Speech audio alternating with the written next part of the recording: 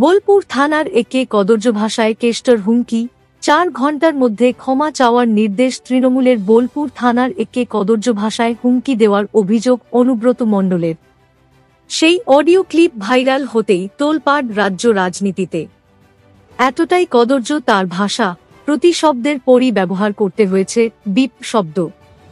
দায়িত্বপ্রাপ্ত পুলিশ অফিসারকে কোয়ার্টার থেকে মারতে মারতে বের করে আনার হুমকি দেন সেই নেতা। নিজেই ফোনে দাবি করেন তিনি অনুব্রত মণ্ডল।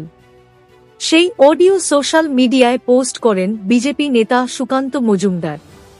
এই অডিও সামনে আসতেই অস্বস্তিতে পড়ে যায় তার দল। সঙ্গে সঙ্গে নেওয়া হয় কড়া ব্যবস্থা। সুকান্ত মজুমদার অডিও শুনিয়ে অভিযোগ করেন, একজন পুলিশ অফিসারের সঙ্গে কদর্য ভাষায় কথা বলেছে বীরভূমের প্রভাবশালী নেতা। তিনি প্রশ্ন তুলেছেন, এই কথোপকথন প্রকাশ্যে আসার পরে প্রশাসনে কি প্রভাব পড়বে। তিনি মমতা বন্দ্যোপাধ্যায়ের নাম উল্লেখ করে বলেন, পুলিশ মন্ত্রী ও রাজ্যের ডিজি সাহেব রাজীব কুমার দ্রুত এই বিষয়ে তদন্ত করে রাজ্যবাসীর কাছে জবাবদিহি করুন। তৃণমূলের নেতাদের কাছে পুলিশ সুরক্ষিত না হলে সাধারণ মানুষের কি অবস্থা। তৃণমূলের তরফে বলা হয়েছে, আগামী 4 ঘণ্টার মধ্যে যেন অনুব্রত মণ্ডল নিঃশর্ত ক্ষমা চান। কোনো পুলিশ আধিকারিকের প্রতি এ ধরনের মন্তব্য সমর্থন করে না দল, জানাল তৃণমূল।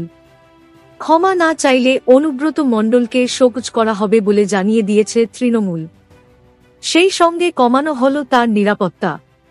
দল সূত্রে খবর, সরিয়ে দেওয়া হল অনুব্রতর 5 জন হাউস স্টাফ, 4 জন নিরাপত্তা রক্ষীকে। সরিয়ে দেওয়া হল কেষ্ট মণ্ডলের জন্য বরাদ্দ একটি গাড়িও। কেষ্ট মণ্ডলের এই ভাষার তীব্র নিন্দা করেছেন বিজেপি সাংসদ সুকান্ত মজুমদার। যে ভাষায় তিনি ওই পুলিশ আধিকারিক ও তার বাড়ির মহিলাদের অপমান করেছেন, তার কড়া নিন্দা করেন কেন্দ্রীয় মন্ত্রী।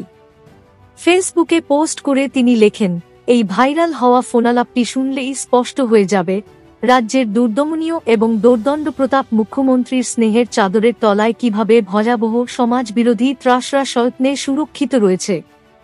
বীরভূমের ছাল ছাড়ানো বাঘ, যার কিনা মাঝে মধ্যেই ব্রেইনে অক্সিজেনের ঘাটতি তৈরি হয়, তিনি একজন পুলিশ আধিকারিকের সঙ্গে ঠিক কী ভাষায় কথা বলছেন।